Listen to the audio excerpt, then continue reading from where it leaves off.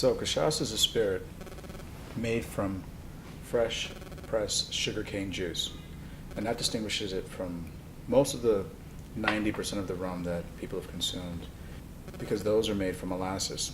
That's essentially just a byproduct of producing sugar. It's 120 years before the word rum became a solidified name of a spirit. Cachaça was already being produced. In Brazil, the root of the word is even derived from the slaves. The slaves had many nicknames for what it eventually became. The name cachaça is what the slaves called the foam that rises to the top of the cauldron when you're boiling sugarcane juice to produce the sugar crystals. It's the third most consumed spirit on earth. Vodka, soju, cachaça. Hugely popular production in Brazil, and we just don't really know about that because there's never been a very large influx of Brazilian population coming to the United States to introduce us to cachaça the way that maybe we had vodka come and whiskey and mezcal and tequila come across the borders between immigrants and between cultures merging. And avoir means it's a derivation of the word to fly, which is voador. It's fun because we're truly about the production method of cachaça. Our farm has been in production for almost 100 years.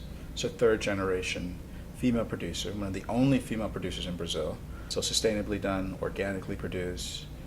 Our silver, our prata, is rested in stainless steel for 6 months, and a few of these other age marks are rested for up to 2 years. It's very light and smooth. It's got a little bit of spice to it. On the nose, I get a lot of banana and raisin. On the flavor profile, a lot of stone fruits, and really stands up in many different types of cocktails outside of a caipirinha. This is like the flagship cachaça. This is the one that I will see on most back bars. These other three I haven't seen so often.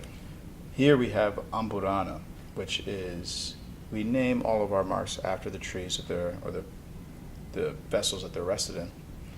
Amburana is a tree that grows in 5 countries in the world. The casks are not your traditional casks. They're about 15 feet tall. They taper out a little bit wider, and we don't char them.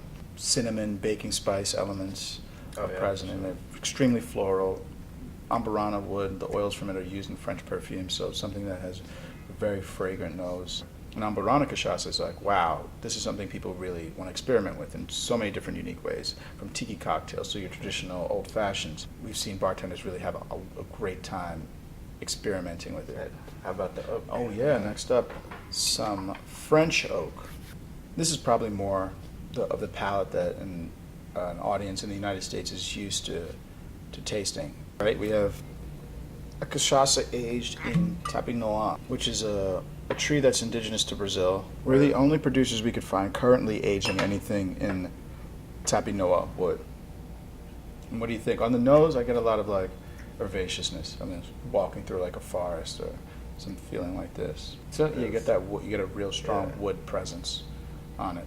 Which one's your favorite? People always, the first thing they say to me is, "Oh man, I love that Amburana you guys have." So to me, it's still mine. So I'm not the only one, man. No, far from it for sure. Yeah. Well, thank you, man. No, I appreciate you taking the time.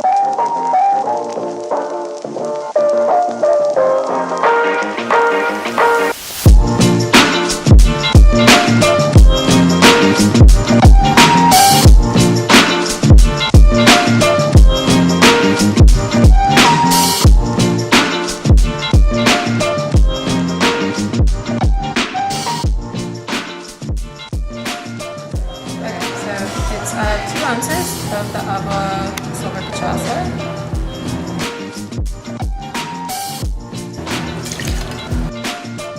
75 ounces of wine, fresh lime juice, and then 75 of the house-made coconut syrup, which is coconut milk, toasted coconut flakes, sugar, and that's simmered down.